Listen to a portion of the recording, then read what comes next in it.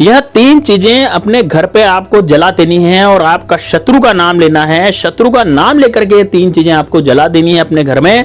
और दोस्तों इन 3 चीजों की जलाने से इसमें धुनी आपको अपने घर में देनी है, यानी कि पूरे घर में इनको जला करके आपको अपने पूरे घर में घुमाना है। और घुमा करके उसके बाद जो इसकी राख बचेगी, इसका अवशेष बचेगा, इस अवशेष को आपको पौधों में या फिर अपने घर के जो गमले होते हैं उनमें आपको डाल देना है। आपका शत्रु 8 घंटे के भीतर भीतर आपका शत्रु आपके सामने होगा, यानी कि आपका शत्रु, आपको पता लग जाएगा कि ये मेरा शत्रु है। और दोस्तों आपका शत्रु जो है पूरी तरह से नौस्तनाबूद हो जाएगा, यानी कि पूरी तरह से शत्रु जो है आपका खत्म हो जाएगा। शत्रु इस लायक भी नहीं रहेगा कि आप पर क्या करा सके, और यदि कराने की सोचता है तो फिर वो और ज्यादा बर्बाद होगा। यदि सामने से आकर के लड़ाई झगड़े करता है तो वो शत्रु भी आपके शांत हो जाएंगे।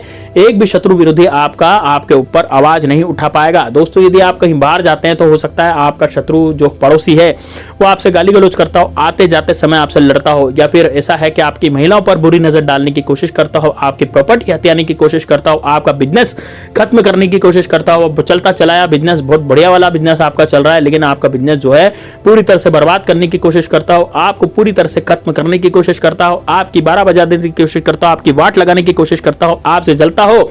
और दोस्तों आपसे बहुत ज्यादा वो आपको इतना ज्यादा आपसे जलता हो या फिर आपसे ईर्ष्या रखता हो, जिसके कारण वो आप पर वो भयंकर किया कराया करवाता हो। तो दोस्तों यदि आपके ऊपर भी ऐसा कुछ हो रहा है तो निश्चित रूप से आपको यह प्रयोग करना है। इस प्रयोग से आप निश्चित रूप से अपने शत्रु का नाश कर पाएंगे। तो दोस्तों किस तरह से प्रयोग करना है, कैसे करना है, कौन सा दिन है, पूरा इस वीडियो में बताऊंगा। वीडियो बड़ा छोटा है लेकिन वीडियो में हर चीज है, एक एक चीज बारीकी से मैंने समझाई गई है दोस्तों, इसलिए इस वीडियो को बड़ा ही ध्यान से और लास्ट तक जरूर देखिएगा। दोस्तों सबसे पहले आपको करना क्या है, आपको दोस्तों सबसे पहले आपको 3 चीजें आपको इकट्ठी कर लेनी है। अब यह प्रयोग आपको करना है दोस्तों मंगलवार के दिन, बुधवार के दिन, गुरुवार के दिन और शनिवार के दिन। इन 4 दिनों में से कोई भी दिन आप चुन लीजिए, उसी दिन आप इस प्रयोग को कीजिए।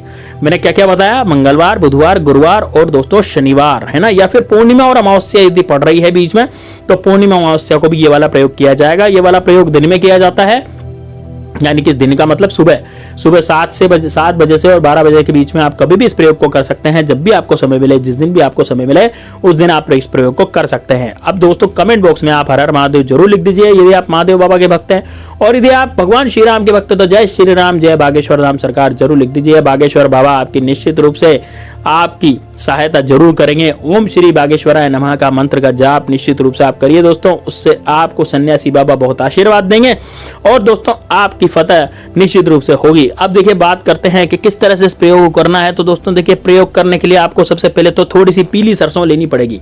अब मैं आपको चीजें बता रहा हूं, मैंने आपको दिन बता दिया, अब समय बता दिया, अब मैं आपको चीजें बता रहा हूं कौन कौन सी सामग्री इसमें इस्तेमाल होगी। तो दोस्तों देखिए सबसे पहले तो इसमें पीली सरसों इस्तेमाल होगी। और पीली सरसों कितनी लेनी है आपको, पीली सरसों दोस्तों 5 चुटकी पीली सरसों आपको लेनी है ना। 5 चुटकी से ज्यादा भी ले सकते हैं भाई, 11 चुटकी भी आप पीली सरसों ले सकते हैं, ठीक है। तो भाई आप आधी मुट्ठी पीली सरसों भी ले सकते हैं, आपकी मर्जी है, ठीक है। आधी मुट्ठी आप पीली सरसों ले लें। आप पीली सरसों तो आपने ले ली एक कटोरी में। उसके बाद दोस्तों आप लेंगे 4 लौंग। 4 लौंग का मतलब कितना हुआ, 2 जोड़ा लौंग। दोस्तों लौंग जो होती है वो जोड़े से ही चढ़ाई जाती है, तो या तो आप 1 लौंग, या तो आप 2 लौंग लें या फिर 4 लौंग लें, है ना। 4 लौंग का मतलब कितना हुआ, 2 जोड़ा लौंग लेनी है। अब लौंग कैसी लेनी है, जिसमें ऊपर की तरफ बीट हो, ऐसी लौंग आपको लेनी है। ऐसे बिना बीट वाली लौंग नहीं लेनी, ऐसी लौंग लेनी है जिसमें ऊपर की तरफ बीट लगा हो, ऊपर की तरफ फूल लगा हो, वो वाली लौंग आपको लेनी है। कटी फटी टूटी फूटी लौंग बिल्कुल भी काम में नहीं लेनी। जिसमें फफूंद लगी है वो लौंग भी नहीं चलेगी, क्योंकि दोस्तों बहुत से लोग क्या करते हैं कि अरे भाई जलानी तो है तो फफूंद लगी लौंग जला दो। अरे भाई वो असर ही नहीं करेगी, उसका तो सारा असर खत्म हो गया, उसमें तो फफूंद लग गई, वो तो खराब हो गई। खराब लौंग नहीं लेनी भाई, ठीक है। उसके बाद आपको क्या करना है, कपूर लेना है। कपूर कितना लेना है, कपूर की आप 3-4 टिक्की ले लें दोस्तों। इसमें कपूर भी 2 तरह का होता है, एक भीमसेनी कपूर होता है, एक साधारण कपूर होता है। तो आप चाहें तो आपके घर में यदि भीमसेनी कपूर रखा है तो उसका इस्तेमाल करें, और यदि आपके घर में यदि साधारण कपूर है तो आप उसका भी इस्तेमाल कर सकते हैं, कपूर की टिक्कियों का इस्तेमाल कर सकते हैं। अब दोस्तों आपको लेना है गाय के गोबर का कंडा, सूखा हुआ गोबर आपको लेना है, ठीक है। कंडा जिसे आप बोलते हैं, छाना जिसे बोलते हैं, उपला जिसे बोलते हैं, जिससे भी आपकी भाषा में, आप मुझे कमेंट बॉक्स में ये जरूर बताइए कि आपके गांव में, शहर में, आपकी एरिया में गाय के सूखे हुए गोबर को या भैंस के सूखे हुए गोबर को किस नाम से जाना जाता है। क्या कंडा जाना जाता है या उपला, या फिर क्या किस नाम से जाना जाता है, कमेंट बॉक्स में हमें जरूर कमेंट करके बताइए। अब ये देखिए दोस्तों, ये सब सामग्री लेकर के सबसे पहले हमें क्या करना है, कंडा जलाना है। कंडा जलाने के बाद कंडे को इतना गर्म करना है, कंडे का मतलब क्या हुआ, उपला है ना, गोबर, सूखा हुआ गोबर, वो जलाना है और उसको इतना गर्म करना है कि वो लाल हो जाए।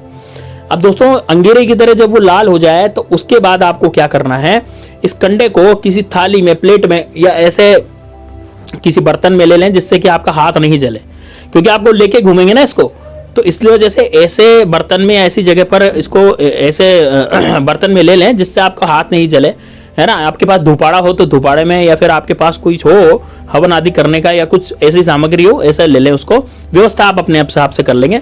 इसमें दोस्तों आपको कंडा रखें, वो अंगीरा मतलब बिल्कुल गरम गरम जो कंडा, लाल लाल जो कंडा उसको ले। अब सबसे पहले इसमें दोस्तों आप कपूर की दोनों टिकिया डालेंगे। कपूर की मैंने 4 टिकिया बताई है, पहले 2 टिकिया डालेंगे और दोस्तों थोड़ी सी सरसों डालेंगे, थोड़ी सी सरसों इसमें डालेंगे, ठीक है। 2 लौंग इसमें डाल देंगे पहले, ठीक है ना। अब बाकी की सामग्री आपकी जेब में या कहीं इधर प्लेट में ही साइड में पड़ी रहने दीजिए। अब दोस्तों इसको लेकर के आपको पूरे घर में धुनी करनी है, पूरे घर में आप घुमा दें, है ना, पूरे घर में घुमाएं। जैसे एक भी कमरा बचना नहीं चाहिए खाली। आपका डबल स्टोरी मकान है तो आप डबल स्टोरी में ऊपर जाकर के भी कर सकते हैं, ठीक है। डबल स्टोरी, ट्रिपल स्टोरी, बहुत सौ के ट्रिपल स्टोरी मकान भी होते हैं। तो भाई आपका 3 मंजिला मकान है तो 3 मंजिला में तीसरी मंजिल पर जाकर के भी आपको धुनी करनी है, फिर दूसरी मंजिल पे करनी है, फिर पहली मंजिल पे करनी है। आप इसमें सरसों डालते जाइए, कपूर डालते जाइए और लौंग तो आप मैंने आपको बताई दी, 2 जोड़ा लौंग ही इस्तेमाल करनी है बस, केवल पहले तो 2 लौंग डालेंगे, फिर वास्तु में बाद में वापस 2 लौंग डालेंगे। इस तरह से आपको लौंग डालती जानी है ना, कपूर डालते जाना है और दोस्तों सरसों डालते जाना है। इस तरह से आपको करते जाना है। अब दोस्तों इसके पूरे घर में आपको घुमाना है, जहां पर सरसों तरतर तरतर बोलने लग जाएगी एकदम से।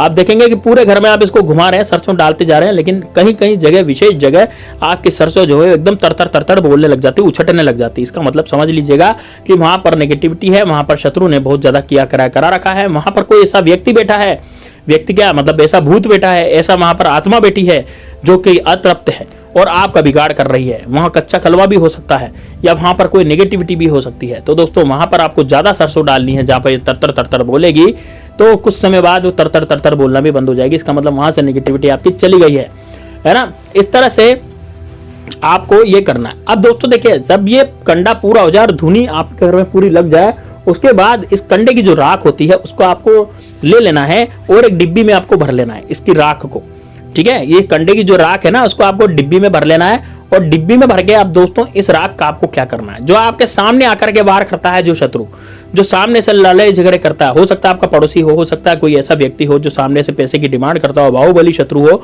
जो बहुत ताकतवर हो, तो दोस्तों आपको क्या करना है, इसको टीके, इसका ये जो राख है इसका आपको रोज ना टीका लगा करके और अपनी दुकान पर जाना है, या फिर अपने घर में आप रहते हैं तो आप घर में बैठ जाए, लेकिन रोज ना इसका टीका लगाएं। दोस्तों एक डिब्बी में इस राख को भर लें और रोज ना इसका टीका लगाएं।